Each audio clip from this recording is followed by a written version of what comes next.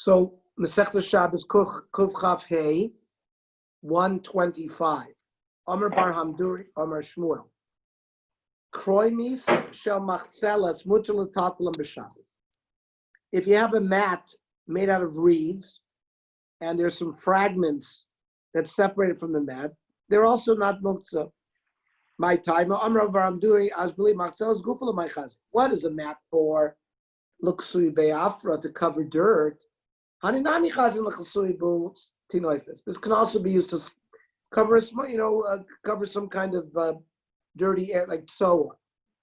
So it's certainly got function. So therefore, it would not be considered muktzah. Amzer marav shiare pruzmios also l'tavlon b'Shabbos. These are like little shmatas. If they're really small, they're muktzah. Amar Abaye b'matlonya she'in ben sholosh al shem. We're talking about shmatas that are less than 3 by 3 etzbaos, 3 by 3 finger lengths. Not poor people can't use it, rich people can't. It's not usable, so they're muktzah. Tarabon on shivri tanur, an oven. Yashan, now an old oven means it's been lit once, because once you light an oven, which was made out of clay, so the lighting of the oven fired it and finished its completion. So if you have a tanur yashan and then it broke into pieces, they're not muktzah. Just like you can move other kelim in a chutzner, you can move these as well. Muktzah means you can touch something that's muktzah, you just can't move it. That's why we use the language nitolim. Muktzah can be touched, you just can't move it. Div Rab Meir. Rab Yehuda Omer ein nitol. Rab Yehuda says no, they are muktzah. Hey, Rab Yosef Mishom Yezer ben Yaakov. He gave testimony. Al shivrei tanur yashin shenitolim b'Shabbos. An oven that broke into pieces are muktzah. And the lid of an oven, or the top of it, it's also movable, even if it doesn't have a handle, because such a thing was used.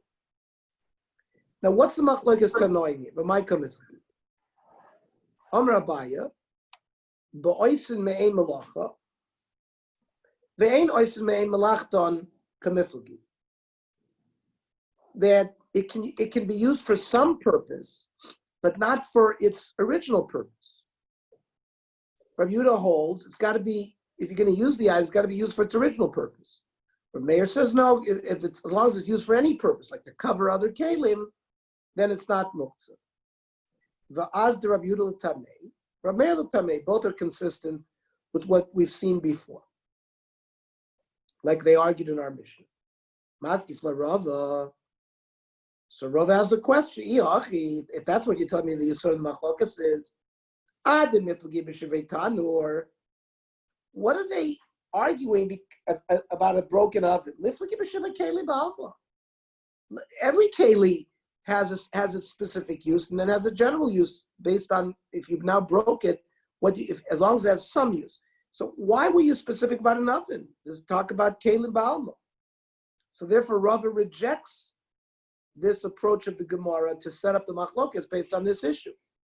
Doesn't make sense. Amar Rava b'shivrei dehaitanu kamifagli.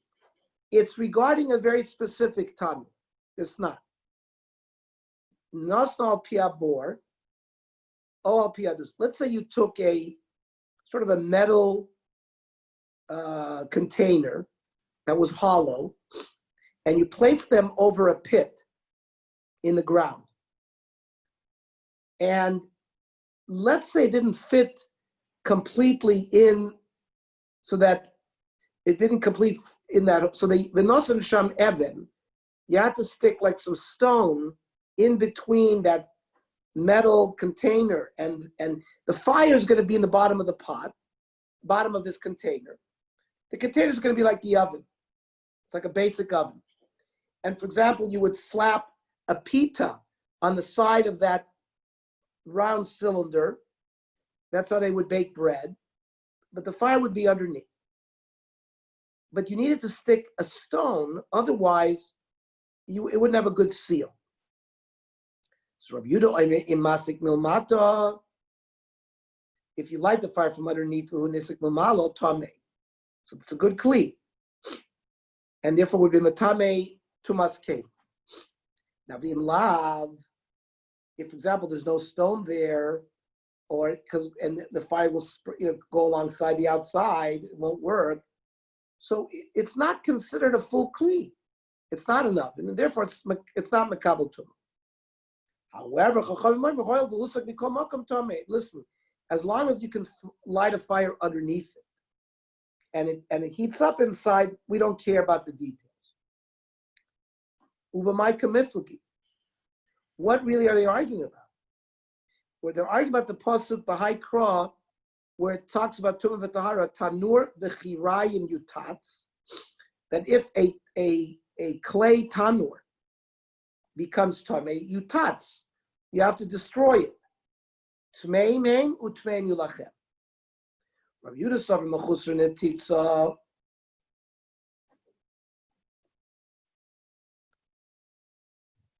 If it's firmly connected to the ground, and then all it lacks, and therefore the destruction of it, the Yutatz destroys it, Tomei. If it's not connected to the ground with the stone, then there's no point in calling it Yutatz, and therefore it's not a kli. It doesn't fit the criteria Torah. But Rabbanan Savri Tmein Yulachem is a reborn. We call Mokom, it's a kli, and it's Tom. What did Rabbanan do? Aksiv Yutatz. If it's not connected to the ground with the stone, then what is the language of Yutatz? So the Gemara says, it's to answer the other way. Because I might have not sakadai chamina kiven the chavre ba'ara kaguf the aradon. We know that things that are connected to the ground are not makabel tumah. So maybe the chachamim's havamina is, if you have a stone in between this metal container and the ground and fire underneath it, it's connected to the ground. Maybe it's like anything connected to the ground, like a house is not makabel tumah because it's mechuber to the karka. Kamash malon, that tmei meum lachem, even though it's connected to the ground, it is makabel tumah. Rabbi Yehuda v'nechnami haksiv tmei milachem, to be marba no matter what. So why does he limit that if there's no stone there, it's not tamei?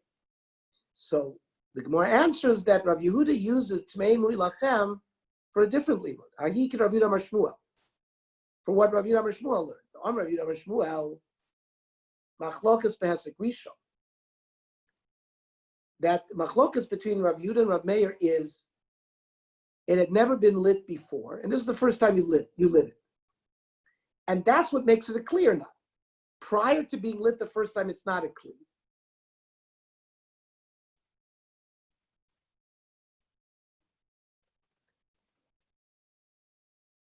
And Rav Yehuda says that the first time is not really considered a kli. That's why it's Torah. But once the oven has been heated once before, this is the second time it was used. So then everybody agrees, even if it's hanging suspended from the neck of a camel, which means it has nothing to do with the ground. Even Rabbi Yehuda would hold that it's a kli and it would be makabel tumah, no problem. Omer Ula, the Hesek Rishon Rabbon afilu tola b'tzavar gamo, and the Chacham don't care. Even by the Hesek Rishon, it's considered a kli, even if it was not connected to the ground. Maski for Rav Ashi. So again, Rav Ashi points out, Ihachi, why are they arguing in our miflagi b'shivrei tanur liflagi b'tanur gufa? You're pointing out that this machlokas is regarding the oven itself. It's already a machlokas by the oven. What do you have to go down to the broken pieces of the oven? Argue with the oven. Hashta tanur gufa Rabbi Yehuda Abimana. We just said that if prior to the lighting it the first time, or if it was hanging from the neck of a camel, Rabbi Yehuda would not consider it a kli. The oven itself, shvar of the boy. So certainly he would not hold that the pieces of the tanur would be a kli. So again, according to Rav Ashi, it doesn't make sense. Now you notice Rava is like in the third generation of the Amoraim, who tried to reject Abaye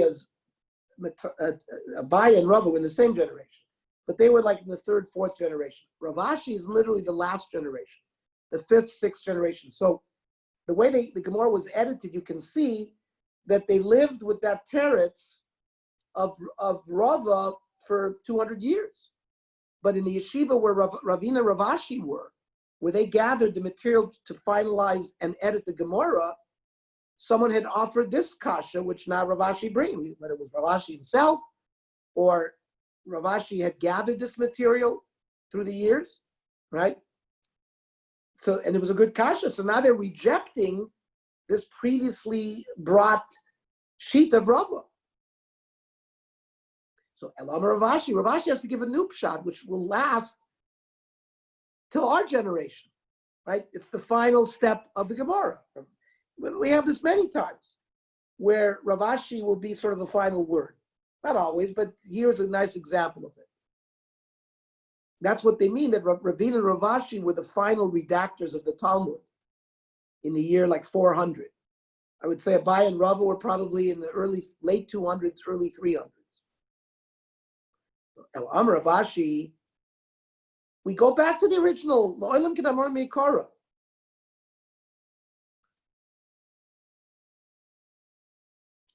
This argument, which we initially said, that has to do with a basic argument that Rav Meir says, as long as the Tanner has a certain function, but once you break the Tanner and you have Shvorim, even if it doesn't do the original function of heating, but you use the shards to close up a bottle or something, as long as that's some function, it's not muktzah.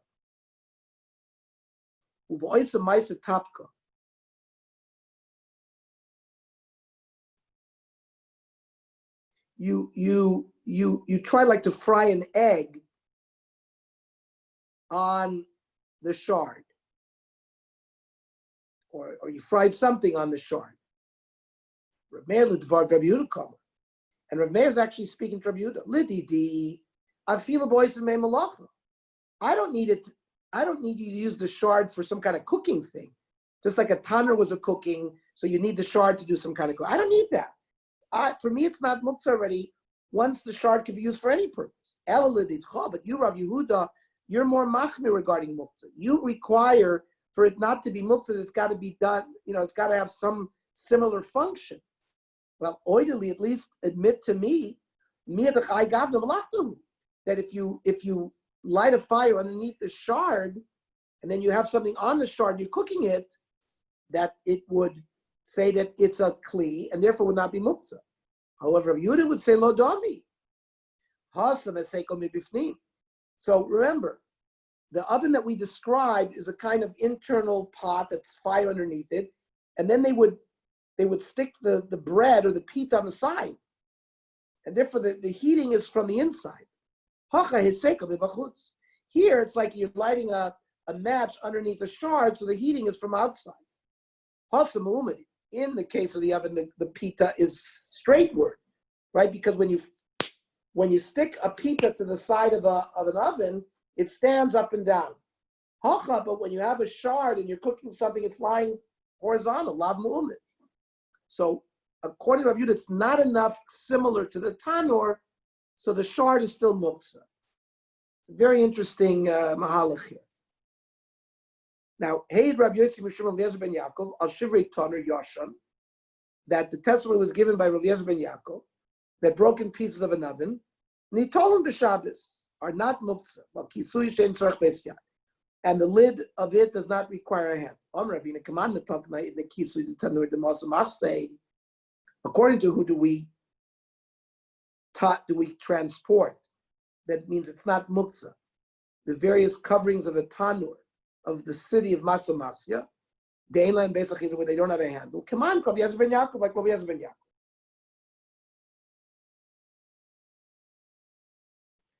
The halach is toner shein mechuber ba'aretz afil haya toler b'tzavar gamol mekabel tumah kechol toner. It's like the Chachamim It's like the sheet of the Chacham.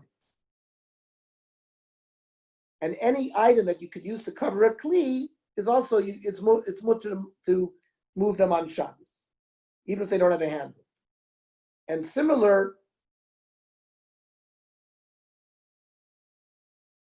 as long with broken pieces of a tanur, if they can do this, certainly if they can do the kind of work that a tanur does, it's not muktzah. And even if it does a little bit of malacha, me'ein malacha, not me'ein malachtan, it does some kind of work. To cover a like a barrel. So we also paskin like Rav Meir. The Rambam paskins like Rav Meir regarding that. Mishnah. Ha'even shebekeruya. You have a pail that you lower down into a well to get water.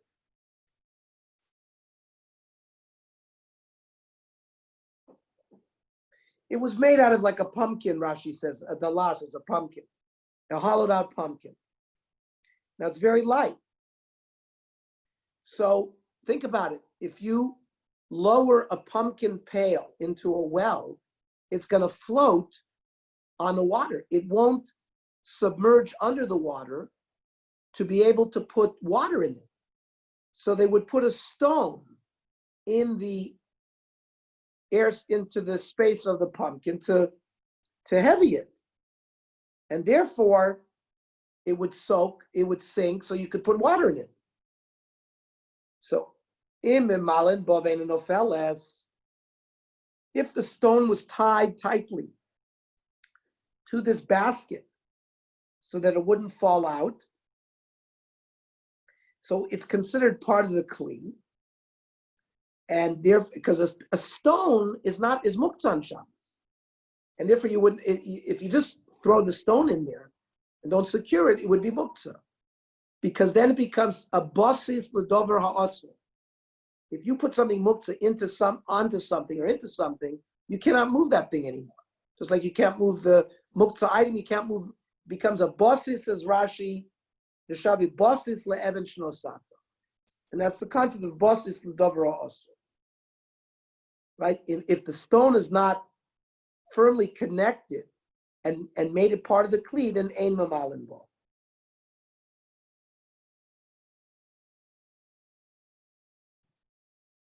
And that's the Shulchan Aruch paskins that way. It's not, if the stone is tied well to this pail, then you can move the pail. If not, it's all muktzah. Now, Zmora shehi kshur b'tafiach. You have a branch of a vine, of a grapevine, that you've tied also to a pail. And that's right, that's going to allow you to extend the pail down into a well. So, if it's kshura b'tafiach, mamalin bo b'Shabbos. So it becomes part of this, like a part of the kli, and then it's not muktzah.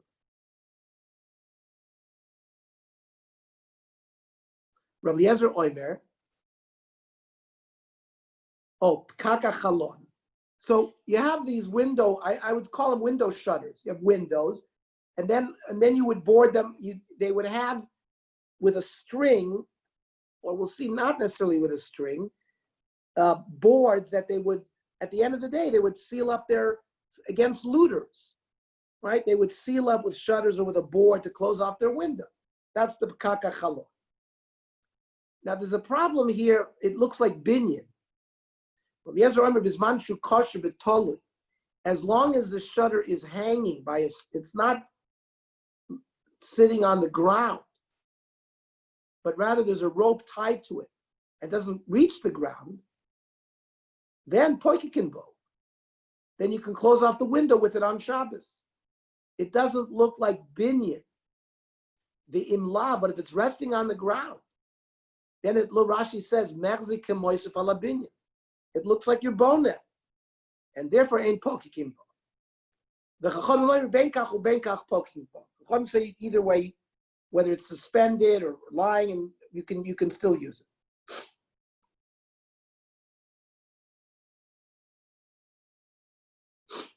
Tanan Hasam.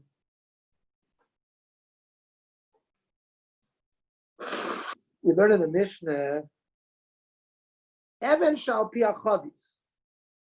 So you have an Even, which is a muktzah item. You put it on top of a barrel, the lid of a barrel. And now you want to get wine out of the barrel. Well, how can you lift the lid? There's a dvar muktzah on the lid. So matal tzida v'hino fellas. You can't touch the stone itself, but you can tip the barrel on its side, and the stone will roll off. And Rabba Amravani Amrav Yochanan, when do we allow this lo shanu ela b'shocheya? You forgot that you had put a stone there. Avo b'maniach. But let's say you knew what you were doing and you put the stone there on purpose. Now, Rashi explains to us first, lo shanu, not only sometimes are you only allowed to tilt the barrel, sometimes you can actually pick up the barrel and move it somewhere. Right? Im haisa bein chavio, says Rashi. If this is barrels that are sitting among other barrels, sheyore lahatosam sham shlo tipol even ala chavi shebetzida. You're afraid to just tip the barrel and the stone will fall off of it and it'll damage another barrel. You can lift it, move it somewhere else, and then lean it. So all of these heterim is only b'shocheach. You were not miskaven to, for example, maybe you were going to use the stone to seal the barrel better, to sort of, So if you forgot the even there, then you're allowed to lift it. Avo b'meiniach, if you purposely placed it there, then the chavis becomes a basis to the even, and the even is a dvar iser, and ein metaltanas achavis is Rashi. Right? Nasa basis of davar. First time that we've seen this concept. We've had many concepts of muktzah machmas mlacha, muktzah machmas mius, right? The candelabra that's full of wax. And we had muktzah because a craftsman uses it for a specific kind of work, like we talked about the Mila knife. Now we have another kind of muktzah, basis l'davar aser, that if an item that is muktzah and you place an item that is muktzah on something else, you can't move the other item either, because it's a basis.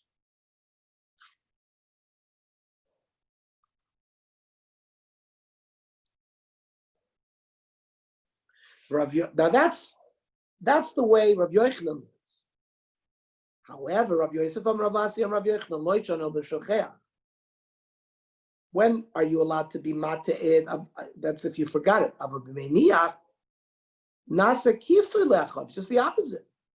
If you placed it there, it becomes part of the kisui, and then you can lift the lid with the stone on it like you normally do, because it becomes part of the lid.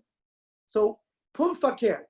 180 degrees opposite from the way Rabba Amravani Amrav Yochanan learned. Amar Rabba was Vina Nashmaitzi. I'll ask you a kasha from our Mishnah. Even should be kirua. We said if you put a stone in a pail, in a bucket, if you tie it well, so it's memalin bavein and ofeles memalin, you can use it.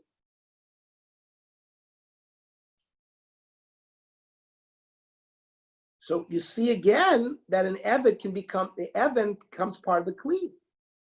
So that seems to support the second version of Rav Yochanan, that the even becomes part of the lid, and against the first way of learning.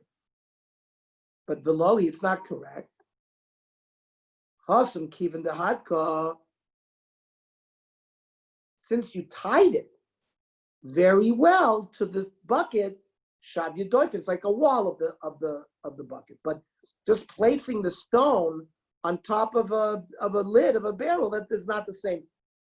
It doesn't become part of the kli. No riot from there. And on Rav Yosef, I can ask you another kasha, because it says, if you did not tie the stone well to the barrel, to the bucket, we say ein memalin bo. So you see, that's a raya that just placing the stone there does not makes it not part of the kli. So that's the raya to the first way of learning, that just placing the stone on top of the lid did not make it part of the kli. It's a kasha on the second. However, that's also velohi. Hasam kivin deloy hadka betuli bata. Since over there you just placed a stone within the cavity of the pumpkin, it's like you were vatal it there. You weren't planning to do anything with it. That's why. But here, placing it on top of the lid of the barrel might be different. Now, what really are they arguing? What's the machlokas? The maib kamifti. Mar savar be'in in maisa. In order to take an even, a stone, it's not enough to just place something in a barrel or on top of the lid. You need to do a maisa, like kshira, like tying, to remove it from a muktzah status.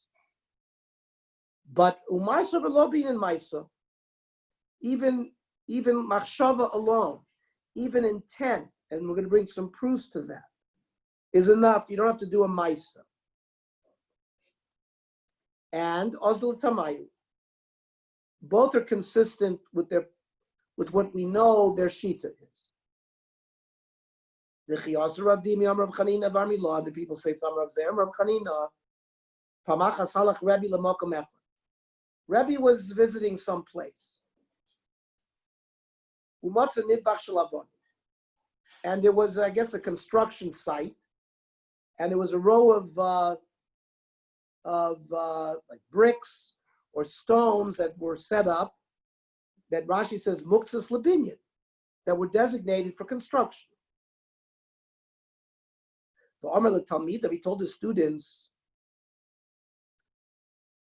this was Friday. He told them, think about them. Tomorrow when I give the shia, we can sit down on these stones. Have machshava on them. Rebbe didn't require them, let's say, to tie them together or to polish them. He didn't require them to just have a machshava that they were going to sit on them, and that's enough. But Rav Yochanan Omar, Yitzrichen Rebbe Lamaisa.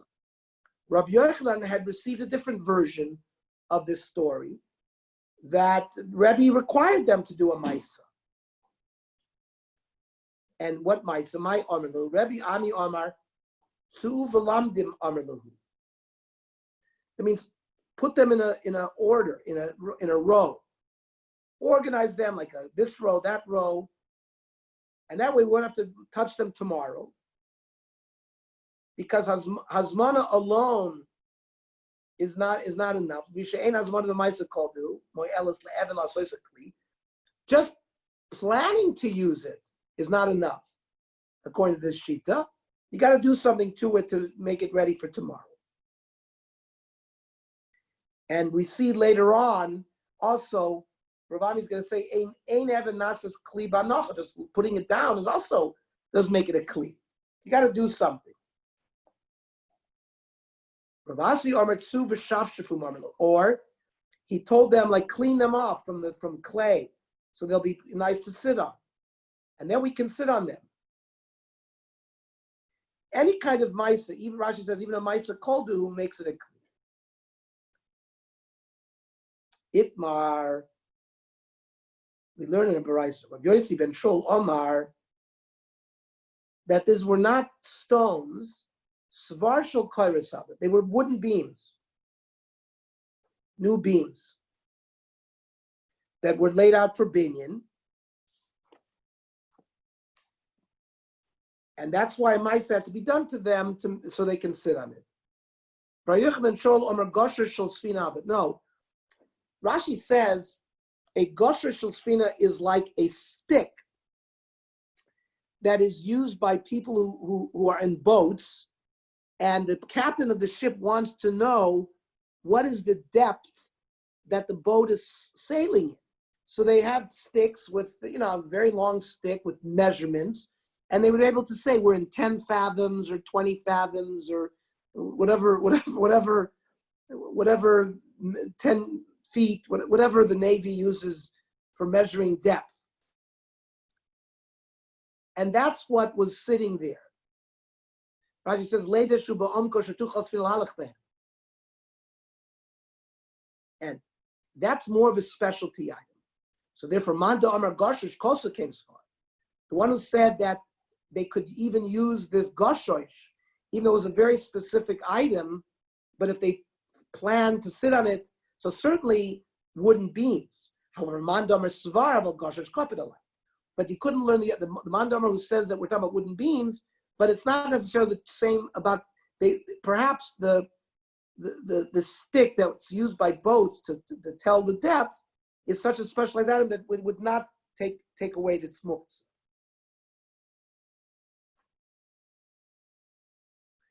Shulchan Aruch says, Avnei binyan, after choshev lemi bod yom, even though you came to a construction site, you want to sit on some bricks, and you went on Erev Shabbos to think about them osir. You got to organize it, move it, put it away, and you got to do it already from Friday. That's Ernie, just as an aside, Mark Twain, that name was for the depth of the Mississippi River. It means, I think, 2 fathoms. Because they used to use a pole when they used to go on the Mississippi, because his real name is Samuel Clemens, so he took the name of that pole, the measuring device, and that's what Mark Twain means. It's 2 fathoms deep. Okay, Mark Twain? That's not his real name. His name is Samuel Clemens. I understand. But he took the name, the meaning, when they used to take a pole, like you just mentioned in the Gemara, to measure the depth.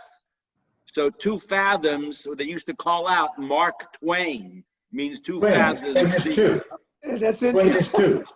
So, Twain, Mark 2 fathoms. How deep is a fathom? What's a fathom? That's a good question. What? I'll look it up, a fathom. I'll let you fathom it out. A fathom is 6 feet. Okay, that's interesting. Okay. Yeah. So why did they do that? Because they were afraid of hitting the bottom, I bet. Yeah, exactly. 10 fathoms is 60 feet. Yeah. Okay, Mark Twain, 2 fathoms. What does Oscar Wilde mean? You don't want to know. He was a wild man, huh? He was a wild man. Right. The importance of being earnest. Oh, yes. I know that book. Okay. Zmoirish Ikshura. So the Mishnah said if you take a branch of a grapevine and tie it to a bucket or a pail, so the grapevine also is not muktzah anymore because it becomes part of the kli. But that's kshura in, lo kshura lo. It's got to be tied. If it's not tied to it, like let's say it's got a branch, says Rashi, you could hang it on it. That's not good enough. Then it would retain muktzah status. Now, based on this, Leva Masnis and Blok Rav Shimon ben Gamliel, our Mishnah who permitted the kshura, we want to say is not like Rav Shimon ben Gamliel. The Tanya, chario shel dekel, which are pieces of palm, shegdorn le'etzim, and you cut them because you wanted to use them for fuel for a fire.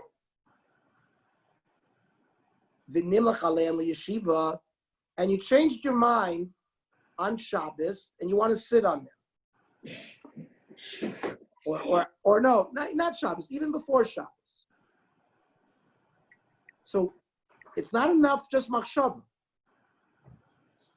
Sarich likshor. That's the Tanakh. You got to tie these together to make a chair out of it or a sofa, and you can sit on it then. You got to do it from Erev Shabbos. But Rav Shimon ben Gamliel, oimer ein sarich likshor. You don't have to tie it. Just sort of moving them together is enough. Seems to go against what we said about the branch that you got to tie to the barrel, tie to the bucket. So that's why the Gemara wants to say, perhaps our Mishnah is not Rav Shimon Gamliel. Rav Sheishis, no. I feel it Rav Shimon Gamliel. No, you could learn our Mishnah. It's also Rav Shimon Gamliel because Hachma Eskinon. You know what we're talking about here in our Mishnah? B'mechuberes ba'avida. We're talking about a vine branch that's still connected to the ground.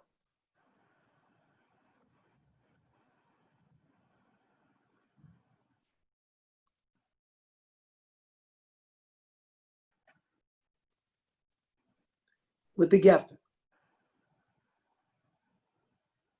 And so, straight to Gemara, how could you use a branch that's still connected to the ground? Chazal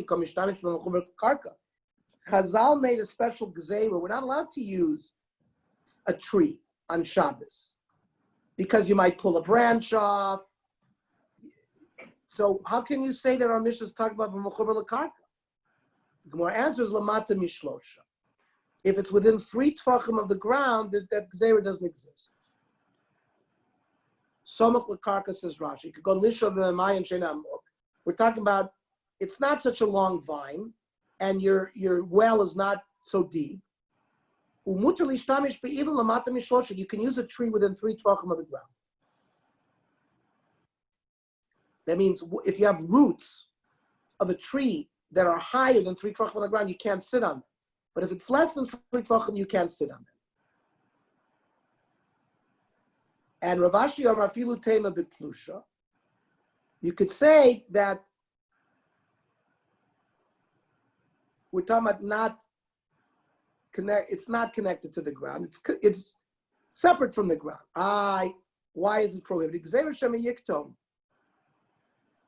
Because maybe you will cut it or sharpen it, and that's the Havaminas. Rav Shimon Gamliel says, no, you don't have to worry about that. Then the Mishnah says, Kaka Chalon. We talked about the shutter, like the wooden boards that are placed inside a window at the end of the day, and whether you could do it on Shabbos. This was a machlokas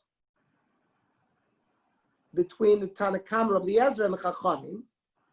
Rabbi Eliezer said you could only only shutter the window if it was tied with a rope. Then it doesn't look like binyan. But if it's separate on the ground, you stick it in the window, it looks like binyan. The Chachamim were matired no matter what.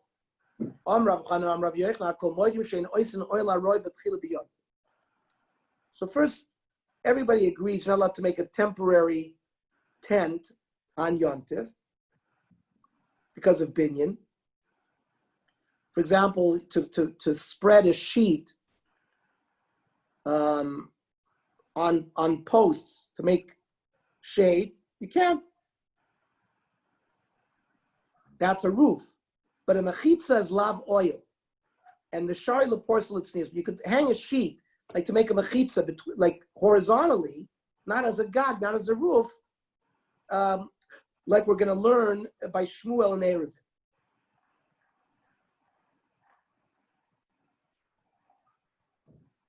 So not only are you not allowed to make a temporary tent on Yontif, Ein Tzarich Lomar b'Shabbos, certainly can't do it on Shabbos. Lo nechleku el lahosif. The only machlokas is to add sort of a sheet on top of something that's already there. Rashi says, "Kagon shayim achzelas prusha leim ukrucha v'nishar bo avir l'machol poishta dumi de bekat the moisif ba'avi." All you're doing is adding to what was originally there. Shmuel Eliezer Omer ein moisifin b'yontif. It still looks like binyan. Ein tzarich lomer b'Shabbos. Omer moisifin b'Shabbos. You can add to something that's already there. Ein tzarich lomer, certainly you could do it on Shabbos. Certainly you could do it on Yontif. Shulchan Aruch says moisifin al oil haroy. You can add to a temporary tent. Kivan sheim haya parush kvar miktzaso muter loisif l'ifashes kulo. If since it was already created partially, you can complete it. as long as at least one tefach of the tent was prepared from Erev Shabbos. But you can't build lechatchila a temporary tent on Yom Tov and Shabbos, even if it's temporary. But that's only making a roof. But to make a wall, so to let it sit there forever, you can't. But some kind of temporary thing you can do. The Chachamim, back to the Gemara, benkach ubenkach pokikin. Either way, we say you can hang it. And the Gemara doesn't understand what it means, my benkach ubenkach.